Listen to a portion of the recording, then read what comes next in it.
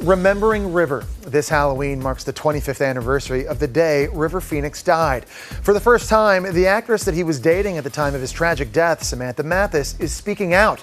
The Sunset Strip has changed significantly since Halloween night in 1993, but the memory of River Phoenix endures at the Viper Room.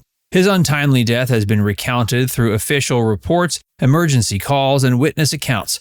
The one voice that remained shrouded in a respectful, grief-stricken silence was that of the woman who held his hand as he stepped into the club for the last time, his girlfriend, Samantha Mathis. While friends and family shared their memories, the intimate, horrifying details of his final moments from her perspective remained a piece of the puzzle the world was missing. More than 20 years after the tragedy that stole one of Hollywood's most incandescent talents, the silence was broken. Join us as we piece together the final days and haunting last night of River Phoenix. The enduring bond of first love. Before the tragic headlines and the final, fatal night, there was a love story that defined a generation of young Hollywood. Actress Martha Plimpton, in a rare and poignant reflection, spoke about her 4-year relationship with River Phoenix, offering a crucial window into the soul of the man behind the icon. She described their connection as a first love, a bond so formative and altering that it never truly goes away. Plimpton explained that you can't ever let something like that go, as it's too important and becomes a part of who you are, especially during those formative years. Their romance blossomed as their stars were on the rise in the 80s, a high-profile whirlwind that captivated the public. Yet beneath the surface, the pressures of stardom were taking a toll.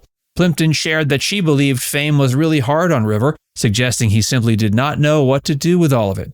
She painted a portrait of a man who was, at his core, innocent and a human being driven by love, someone not as equipped as others might be to handle the crushing weight of celebrity. Even after their eventual split a few years before his death, they remained close friends, a testament to the profound connection they shared. Plimpton lamented that his affliction, his illness, was incredibly difficult for him to manage on his own.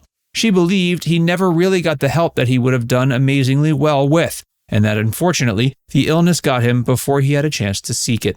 Her enduring grief is palpable. She admitted she misses him every single day.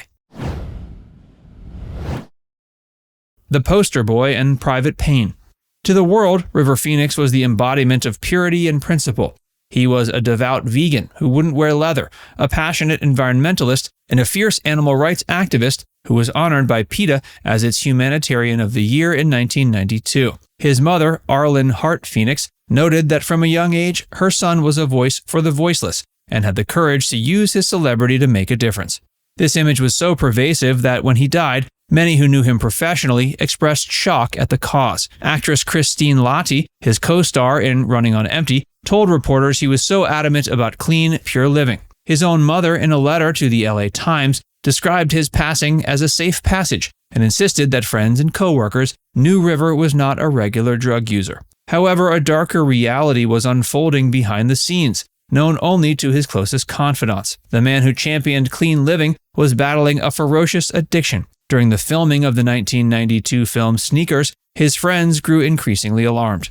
Publicist Jim Dobson recalled a stark transformation, stating that Phoenix had gone from a cute, well-groomed kid to someone who wouldn't bathe, with a face that was very gray. Dobson and others assumed he was on drugs. His Sneakers co-star, Dan Aykroyd, reportedly tried and failed to deter him from using heroin. The dichotomy was stark and devastating. Phoenix himself seemed to understand the nature of addiction, once commenting after a fellow actor's arrest that drugs were a universal disease, not just something done by bad guys and sleazebags. His mother later reflected on the immense pressure he felt, saying he became more and more uncomfortable being the poster boy for all good things and often wished he could just be anonymous. The inevitable downward spiral. In the months and weeks leading up to his death, the downward spiral accelerated into a terrifying freefall. Friends reportedly attempted multiple interventions to address his drinking and drug abuse, but to no avail. There was a brief, hopeful reprieve. While filming Dark Blood in Utah and New Mexico in 1993, Phoenix reportedly remained sober for 2 months, a period of clarity that made his subsequent relapse all the more tragic. When the film's director, George Sluizer, allowed him to return to California for a short break, Phoenix's parting words were chillingly prophetic. He reportedly told Sluizer that he was going back to the bad, bad town. He returned to Los Angeles on October 26, 1993, and according to his friend, musician Bob Forrest, immediately plunged into a massive drug binge with Red Hot Chili Peppers guitarist John Frusciante. In his memoir, Running with Monsters, Forrest detailed the harrowing days that followed. He wrote that River probably didn't get a minute of sleep, describing a relentless cycle of drug use. The routine, as Forrest described it, involved smoking crack or injecting cocaine for the intense, brief high, followed by shooting heroin to come down enough to function before starting the cycle all over again. This wasn't casual, recreational use. It was a desperate, days-long assault on his own body. Phoenix was running on empty in the most literal sense, pushing his system to its absolute limit just days before he would walk into the Viper Room for the last time. The final night, a lover's account. He just looked completely stoned. Like, it was quite apparent that he was on something. The night of October 30th, 1993 was supposed to be a casual night out.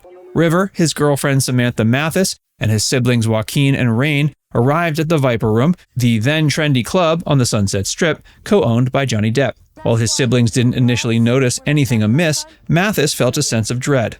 In an interview with The Guardian 25 years later, she broke her long-held public silence on that night's specifics. She recalled knowing something was wrong that night, something she didn't understand. Though she didn't see anyone doing drugs, she stated he was high in a way that made her feel uncomfortable. Her unease was tragically justified. Sometime during the evening, as Depp's band P was performing, a visibly unwell Phoenix approached his friend Bob Forrest.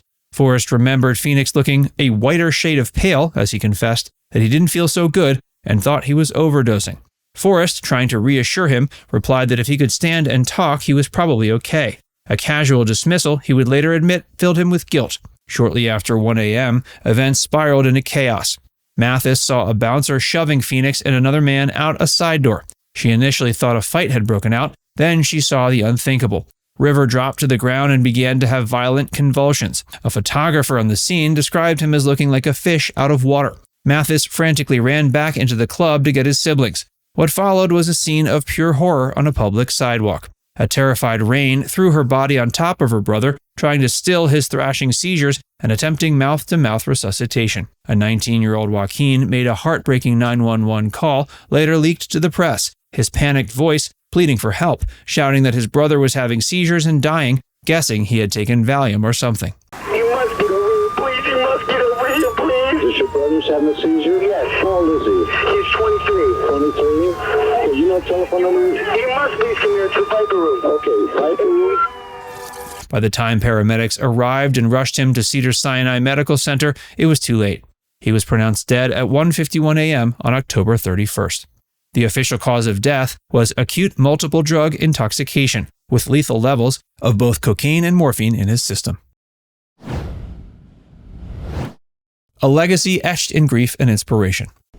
And I knew River from from when he was like 15 and a half. He turned 16 on the movie, till 3 days before he died was the last time I heard from River.